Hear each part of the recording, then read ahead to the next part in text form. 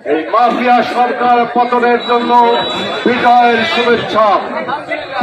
আমাদের যে সমস্ত তরুণ ছাত্র ভাইরা এই অভূতপূর্ব বিজয় আমাদেরকে ছিনিয়ে এনে দিয়েছে, সেই সমস্ত শহীদ আত্মার কামনা করছে এই বগুড়ার জেলা বিএনপি।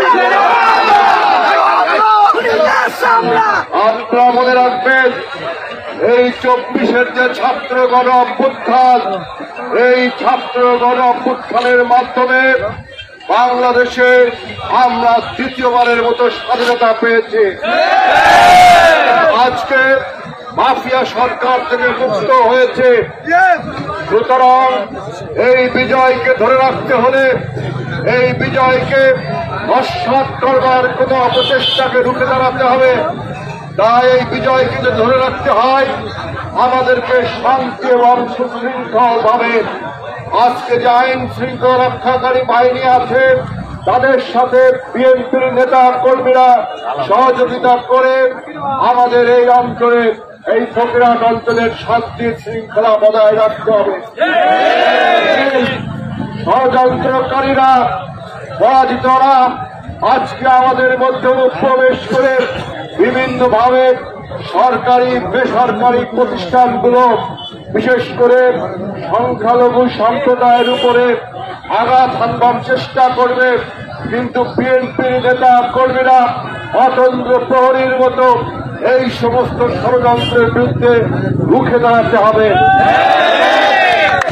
সমস্ত প্রকার ধ্বংসযজ্ঞগুলোকে বন্ধ রাখতে হবে। যারা ধ্বংসযজ্ঞ করছে আইন শৃঙ্খলা রক্ষাকারী বাহিনীর হাতে তাদের ধরে দিতে হবে। মনে রাখবেন, আমাদের বিজয় প্রাথমিকভাবে সম্পাদিত হয়েছে। সুতরাং এই বিজয়কে সুনিশ্চিত করতে হলে আমাদের নেতা দেশ নায়ক তারেক রহমান কালকে সারা বাংলাদেশের টেলিভিশনগুলোতে আপনারা দেখেছেন, তিনি বক্তব্য রেখেছেন শান্তি এবং শৃঙ্খলা বজায় রাখতে হবে। কোন প্রকারের ভাঙচুর সরকারি বেসরকারি বা আর্থিক প্রতিষ্ঠানের উপরে, ব্যবসা প্রতিষ্ঠানের উপর কোন রকম ভাঙচুর করা যাবে না, তারেক রহমানের সরাসরি নির্দেশ। মনে রাখবেন, যারা পরাজিত হয়েছে, যারা পালিয়ে গেছে, তাদের উপরে প্রতিহিংসা পরিহার করতে হবে। প্রতিশোধ দেওয়ার সময় কিন্তু এখন না, এবং প্রতিহিংসা পরিহার করলে আমাদের এই বিজয় আরো মহান বিজয়ে পরিণত হবে।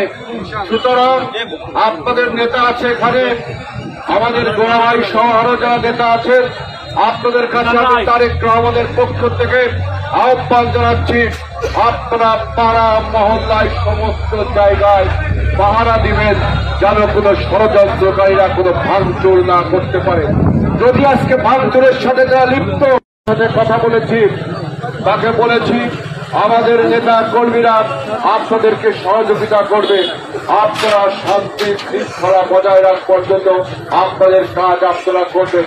যদি আপনারা কাজ করতে কোনো সমস্যা বোধ করেন, আমাদের স্থানীয় যে নেতারা আছে এখানে, আমাদের যে থানার নেতা আছে গোড়াবাই সহ আরো যে নেতৃবৃন্দ আছে, তাদের সাথে যোগাযোগ করবেন। আমি ডিআইজি সাহেবকে বলেছি যে কোন রকম দুষ্কৃতকারী সন্ত্রাসের প্রশ্রয় কিন্তু বিএনপি দেয় না, তারেক রহমানের সরাসরি নির্দেশ। সুতরাং এই প্রক্রিয়ার মানুষকে আমি আহ্বান করব, এই বিজয়কে যেন কোনোভাবে নস্যাৎ না হয়, এই বিজয় যেন কোনোভাবে বেহাত, তাদেরকে হাত রেখে আমাদের যে পুলিশ আছে তাদের সাথে সহযোগিতায় সমস্ত সন্ত্রাসকে রুখে বাংলাদেশে শান্তি কায়েম করবে। তারেক রহমানের নেতৃত্বে বাংলাদেশে হয়েছে, এটা মনে রাখবে। সুতরাং এখন পরাজিত যারা হয়েছে তাদের প্রতিশোধ বা প্রতিষ্ঠা করার সম্ভাবনা অন্যায় করে বিভিন্ন সময় লুটপাট করেছে, মামলা করেছে, তার বিরুদ্ধে দেশ তারেক রহমানের নেতৃত্ব সরকার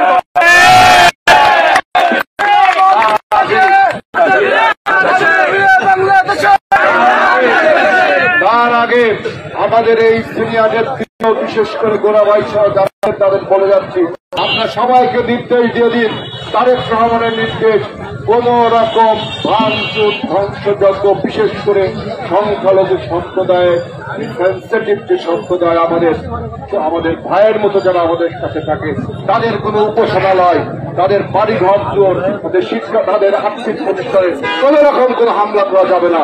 খবরদার, এটা কিন্তু তারেক রহমানের নির্দেশ। কোন পৈশাচিকতায়, কোন প্রতিহিংসায়, কোন প্রতিশোধে আপনারা জড়িত হবেন না। শান্তির সমাবেশ করুন, বিজয়ের সমাবেশ করুন। সবাইকে ধন্যবাদ জানাচ্ছি এবং এই ফকির আজকে ধন্যবাদ জানিয়ে